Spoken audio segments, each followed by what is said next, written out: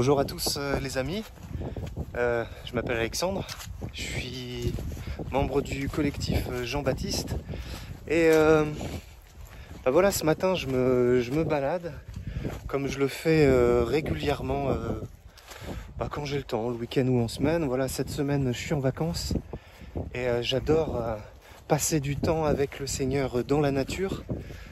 J'adore marcher sur des chemins voilà, tout autour de chez moi. J'habite un petit village dans la campagne picarde à côté d'Amiens. Là aujourd'hui le chemin du jour là, il est particulièrement plat, mais c'est pas toujours le cas. Ça peut être vallonné, ça peut être à travers les champs, à travers les bois, sur des petits chemins qui montent et qui descendent, sur traverser des villages, et puis parfois il y a des chemins et parfois il n'y a pas de chemin. Parfois les chemins on les voit pas. Et puis j'avais vraiment envie de pouvoir vous encourager, de pouvoir vous dire aujourd'hui que voilà, peu importe le chemin sur lequel vous êtes aujourd'hui, peu importe vos circonstances, peu importe les difficultés que vous pouvez rencontrer, je voulais vous dire que voilà, il y en a un qui est toujours avec vous. C'est Jésus. Jésus est celui qui ne nous quitte pas. Jésus, il est celui qui marche à nos côtés, qui assure nos pas. Il est celui sur qui nous pouvons vraiment nous reposer, nous fonder. Il est celui qui ne nous abandonne pas. Il garde nos pas au départ et à l'arrivée. Il garde notre chemin. Voilà, il veille sur nous et il fait en sorte de nous conduire sur de bons chemins vers de verts pâturages. Voilà, à condition que nous sachions prendre du temps en sa présence, que nous obéissions à ce qu'il veut nous dire.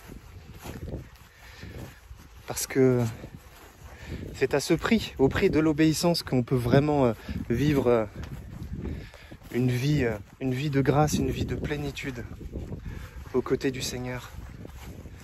Et pour lui obéir, encore faut-il reconnaître sa voix. Et pour reconnaître sa voix, encore faut-il passer du temps avec lui.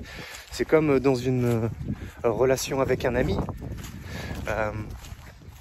Pour connaître son ami, pour reconnaître sa voix, pour connaître sa personnalité, son caractère, sa nature, ce qu'il aime, ce qu'il n'aime pas, il faut passer du temps avec lui.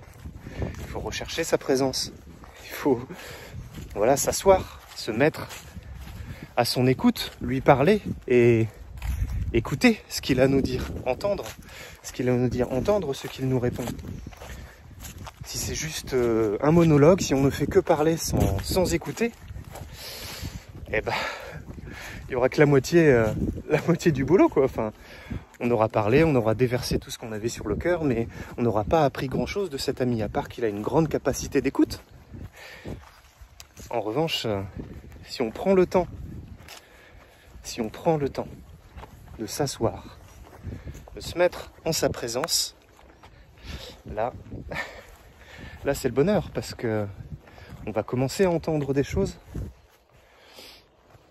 On va commencer à entendre sa voix. On va commencer à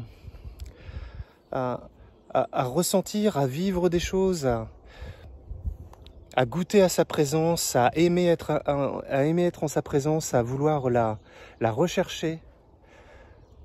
On va avoir envie de passer plus de temps avec lui, comme dans une relation, une véritable relation fraternelle, une relation amoureuse aussi. On va vouloir aussi arrêter ce que l'on fait, quitter un certain nombre aussi de choses que l'on faisait avant et qui nous empêchaient peut-être de prendre du temps, de passer du temps, de vouloir aimer celui qui nous a aimés le premier. Et plus on va prendre du temps avec le Seigneur, plus il va nous attirer à lui. Plus on va rester en sa présence, plus il va nous transformer petit à petit de l'intérieur. Et en fait, il veut qu'on vienne à lui avec des chants avec des actions de grâce, avec de la reconnaissance, dans la louange. Il ne veut pas qu'on vienne à lui contraint, meurtri, apeuré, enchaîné, voilà, comme si on était obligé, comme s'il fallait le faire et que c'était un combat. Non, c'est pas un combat, c'est le combat de l'Éternel. Nous avons à accueillir sa grâce, à accueillir sa présence. Bien sûr, parfois c'est difficile, bien sûr, parfois on n'a pas envie, parfois on galère, parfois on n'a pas le temps, ou on se trouve de fausses bonnes excuses, mais pour autant, il est là. Il nous attend. Il veut que nous prenions du temps avec lui.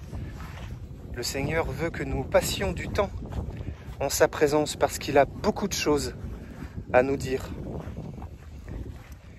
Et même si au début c'est dur, même si au début en effet ça peut ressembler à un combat parce qu'on n'a pas l'habitude, parce que c'est un peu contre nature de s'asseoir seul dans sa chambre, dans son bureau, dans sa salle de bain, peu importe, et puis de parler à quelqu'un qu'on ne voit pas, qu'on ne connaît pas, qu'on ne comprend pas.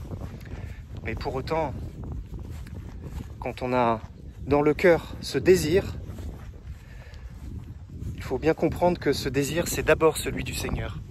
Parce qu'il nous a aimés le premier. Il nous a désirés en premier. Et on ne fait que répondre à cet appel. Et quand on répond à cet appel, je parlais de l'obéissance tout à l'heure, voilà, quand on obéit à cette voix, quand on se met au pied du Maître, non seulement il va nous parler, il va nous répondre, mais vraiment il va nous transformer. Le Seigneur veut nous former, veut nous enseigner, veut nous transformer, veut nous apprendre des choses. Il ne veut pas nous laisser seuls. Il ne veut pas nous laisser dans nos difficultés, dans nos souffrances, dans nos galères, dans nos incompréhensions. Non, il ne veut pas nous laisser orphelins. Il ne veut pas nous laisser seuls. Il veut se manifester à nous. Il veut nous redire à quel point il nous aime. Il veut nous redire à quel point nous avons du prix à ses yeux. Il veut nous redire à quel point nous sommes importants. Et que son désir le plus cher, c'est d'avoir une relation avec nous. Amen. Alors maintenant, je vais juste prendre, voilà, juste quelques instants pour finir cette petite capsule, cette petite grasse mat du jour. Voilà, priez pour vous. Et bien, je prie vraiment que le Seigneur, de toute grâce et de toute bénédiction, qui a déjà déposé en vous une mesure de foi, que vous puissiez prendre du temps, que vous puissiez vous arrêter et vous asseoir en sa présence. Que le Seigneur puisse se manifester à vous, parce qu'il vous a aimé le premier et que vous répondez à son appel. Que le Seigneur vous bénisse, que le Seigneur vous comble de ses grâces, que le Seigneur se manifeste à vous et que vous puissiez savoir à quel point il vous aime. Vous êtes bénis. À bientôt.